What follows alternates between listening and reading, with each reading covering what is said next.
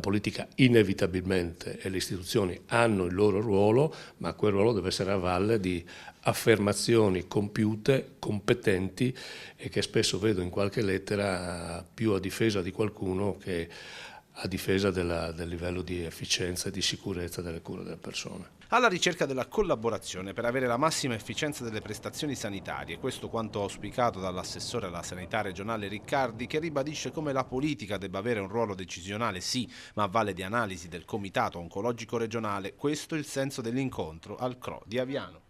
Questa mattina io sono venuto a fare una visita al CRO per affermare quanto sta scritto negli atti della Giunta regionale. Non stabiliscono proprio per niente che ci siano delle ipotesi. Il mandato al direttore generale non è un'ipotesi in questo momento di fusione delle due aziende, quindi mantiene l'indipendenza. Ovviamente dobbiamo fare delle ottimizzazioni. Un incontro che verte su un piano in discussione che vive il suo normale iter, in cui Riccardi espone con chiarezza gli atti della giunta regionale, la direzione ad interim del dottor Tonutti, che non vuole dire una fusione con l'azienda sanitaria Friuli Occidentale. A stemperare le tensioni dopo l'uscita dall'aula della giunta regionale di Anzil, Scoccimarro e Amirante sul voto delle nomine dei direttori generali della sanità.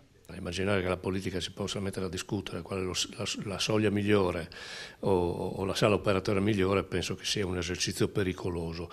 Io credo che il piano sia solido sotto il profilo dei criteri.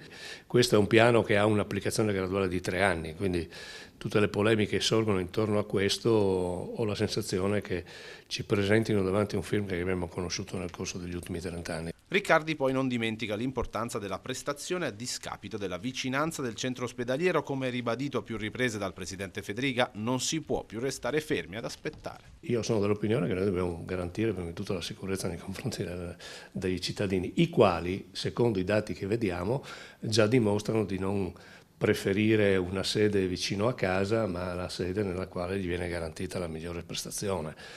Quindi il cittadino è anche molto più avanti di noi e delle discussioni attorno ai quali una riforma del nostro sistema sanitario ha la presunzione ancora di essere la sanità di Latisana, la sanità di Tolmezzo, la sanità di Pordenone, la sanità di Aviano o la sanità di Gorizia.